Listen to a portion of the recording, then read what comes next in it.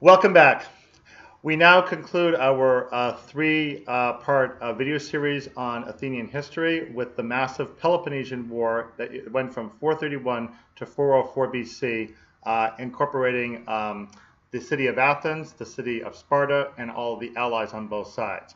This is unfortunately too massive a subject to cover in a relatively brief video, so I'll have to just simply give you some basic highlights of it.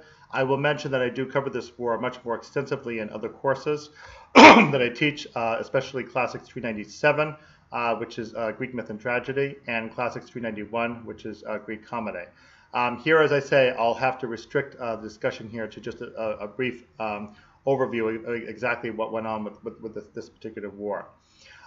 This was, in fact, a major tragedy for the Athenians because the Athenians were in a position to maintain high power despite several setbacks that had befallen them in the middle 5th century BC. But unfortunately, they suffered a plague near the beginning of the war, and that happened because Pericles, the great statesman, had called for all of the Athenians and dwellers of Attica, the countryside all around Athens, to come into the city of Athens.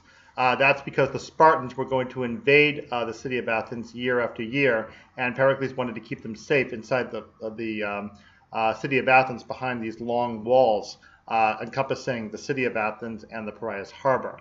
Well, although that did well for the strategy of protecting them from the Spartans, it had some very unfortunate extra results. For one thing, it lowered the morale of all the Athenian population to have to watch the Spartans come through and just destroy everything in their countryside without any regard for population, possessions, traditions out in the country, anything else. And then, unfortunately, conditions became extremely unsanitary there in Athens, and a detachment of the Athenian army brought back a plague virus of some sort that quickly rushed through the city in the second year of the war, 430 BC, and it lasted down really effectively until 427 BC before it finally seems to have disappeared completely. It killed off a large portion of the Athenian population, and in fact did in Pericles himself. Even though he survived the plague, he was already in his 60s by that time, and he died a year after he contracted the plague. Because Pericles was the one who really got the Athenians into the war in the first place by his policies, once he died, the Athenians didn't really know very effectively how to continue to carry out the war, and they ended up making a series of very serious mistakes for the next years to come. The only reason why they lasted as long as they did is that the Spartans also made their series of mistakes as well, and so neither side really was very effective at getting at the other side decisively until finally the last blows struck on the Athenian side. So the origins of the war officially had to do with a number of problems that came up between Athens and Corinth. Now, the arrangement that existed prior to this war was dictated by a peace that had been established allegedly for 30 years in 446 BC. That's because the Athenians and the Spartans had actually already fought a different war for about 15 years. It's referred to as the First Peloponnesian War by modern scholars. That one came about because of a dispute between Corinth and the nearby city of Megara. Megara at that time was allied to Athens. Corinth was allied to Sparta. The two cities in their dispute ran off to Athens and Sparta, and that got the two big cities fighting with each other. So that war dragged on for 15 years. During that war, Thebes temporarily came under Athenian control. Thebes was a firm ally of the Spartans. But then 10 years after the Athenians got the Thebans under control, the Thebans broke away during a period when Athenian power was rapidly descending due to some setbacks the Athenians had suffered, such as that calamity in Egypt that forced them to bring the money from Delos to Athens that we referred to in the previous video. So Pericles was increasingly having his hands full. He thought it was just a matter of being master of everything in Athens, that he would just simply be able to say it and it would be so. And again, it just simply did not work out that way. So in the peace that resulted, which was quite unfavorable for the Athenians in many ways, the Athenians and the Spartans agreed to retain all their original possessions, including their allies, and the allies were required not to interfere with allies from the other side. And that would include, of course, Corinth, because Corinth was a Spartan ally. So what happened right before the Peloponnesian War, however, is that the Athenians in Corinth got into a couple of disputes involving colonies of Corinth, one of which tried to join in with the Athenian Delian League, and the other which was already a member of the Delian League, but which got into a dispute with Athens. And then the Athenians tried to get that colony to eliminate Corinthian representatives. That got the Corinthians really angry at the Athenians. And then the Megarians, near the end of the First War, changed sides to go over to the Spartan side. As a result, the Athenians blockaded the Megarians and embargoed the Megarians from trading with any Athenian allies. So that got a big coalition of Spartan allies finally to appeal to the Spartans to declare war on the Athenians. The Spartans reluctantly agreed, but then they tried to back out of it because they realized that they were probably financially in over their heads because they had never really conducted a sea war before, and the Athenians had massive amounts of resources and allies that they could draw from at sea. So the Spartans thought that they would be just simply outmatched. The Spartans tried to negotiate with Pericles and the Athenians, but Pericles said, no, we will not permit negotiation on these terms, because the terms of the 30 Years' Peace say that we can run our empire as we want to, and if you're unhappy about it, you need to refer this to third-party arbitration. So it was about in the middle of that the Spartans were trying to get around that problem, that suddenly Thebes stepped into the picture and attacked an Athenian ally. It was actually the city of Plataea, mentioned before as one of the sites for the Persian War. Thebans attacked the Plataeans. They were trying to get it into their own confederacy, and they actually set up a coup whereby they would try to make it work out, but it ended up not working out. Their spies got stuck inside the city of Plataea, and then the Plataeans illegally killed them without giving them a fair trial. And that caused the Plataeans to actually attack the city in earnest. And the Athenians were happy to be coming over to deliver a message, and they ended up rebuffing the Thebans and protecting the city of Plataea. Just as a footnote to that, the Thebans destroyed the city of Plataea a few years later into the war itself. So that conflict right there finally broke the peace, because now the Thebans had openly attacked an Athenian ally, and the Thebans had counterattacked against a Spartan ally. So now the two were at war in earnest. What the historian Thucydides tells us, the one who in fact chronicles this entire war from the beginning to about 20 years into the war, is that he didn't really believe that all these pretexts that I've just been mentioning were really the true origin of the war. He really believed that it was simply fear of the growth of Athenian power that eventually induced all the other cities to finally decide to declare war. Probably, if one analyzes this from a strictly legal military standpoint, there probably really was no proper legal basis for any of the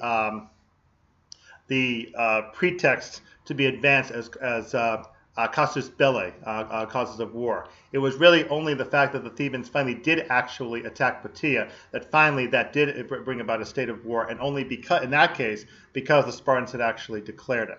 So that's a little taste for you of how ancient Greek politics works. So the war went in 3 phases. The first phase for 10 years was indecisive, and Pericles died in the plague. Pericles had a successor, Cleon, who is often referred to as Ruff, because he had a very dog-like voice, and he was very angry-sounding whenever he barked at the Athenians in the assembly. And he had a much more aggressive stance for the Athenians to take in the war than Pericles had. For one thing, Pericles did not want the Athenians ever to take on any other enemy on land, because they were very weak in their infantry preparation. Pericles wanted the Athenians to stick strictly by sea and never to challenge anybody by land. Cleon reversed all that, and that had, as it turned out, eventually fatal consequences, because the Athenians lost a whole army up near Thebes at a place called Delium in 424 BC. So that didn't work very well. The Spartans, however, although they had a lot of really capable leadership, just simply were not able to reduce the Athenian network all that effectively. And to make it worse, the Spartans themselves suffered a big setback in the year before the Battle of Delium, when they had a group of prisoners taken in to Athens from Pylos to the west of Sparta on your map. So both sides suffered major setbacks. The worst thing, however, the biggest blow that the Spartans struck against the Athenians was the city of Amphipolis, which is in the very far north part of your map. That was an old gold mining colony of the Athenians that the Spartans managed to get away from them with a bloodless coup. That really scared the Athenians. So eventually the warring parties ended up dying in battle, actually outside of Amphipolis, and finally the two sides concluded peace. But in the terms of the peace, there were certain requirements, including that Amphipolis had to be returned to Athens. The terms of the peace did not get carried out properly, and ironically, even during the peacetime, the two cities started to war with each other again. There was a major battle in 418 BC near Mantinea, right north of Sparta, where the Spartans could have been defeated, but they weren't. The Athenians then sent out this massive expedition out to Sicily that was supposed to conquer the island, but it didn't, and it actually ended up costing the Athenians the entire fleet because it went very badly. So this was all in the peace period. Somewhere in the middle of that, eventually the Athenians attacked some harbors around Sparta and got the war going again. So now the Athenians were much worse off than they were before, having lost several major leaders. And one of the leaders that they did have still left over, and it was actually a traitor, because his name was Alcibiades. He had been on the campaign to Sicily, but then he was accused of a crime back at Athens, and he was convicted illegally while he was away on the campaign and convicted to death. And when he was recalled to be executed, he instead fled to the Spartan side, told the Spartans at Sparta what was going on in Sicily. That was one of the main reasons why the Spartans were able to go help the Sicilians, and why the Athenians eventually were defeated out there. So the Athenians just had their hands full. But the Spartans still didn't capitalize very effectively on their advantages, so the Athenians were able to keep going for quite a long period. In the third phase, however, of the war, when the peace was broken, the Spartans finally smartened up, and they fortified a place called Decelia right outside of Athens. And then that squeeze eventually was able to reduce the Athenians. It still took a while. The Athenians still scored some victories. But their last major sea victory, called Arginusae in 406 BC, a couple of years before the end of the war, the Athenians had this big sea success, marine success, but then they convicted their generals of failing to pick up a whole group of people who had fallen overboard during a storm right after the battle. They all drowned. Once again, the Athenian passion got in front of their practicality, and they illegally convicted all their best generals to death.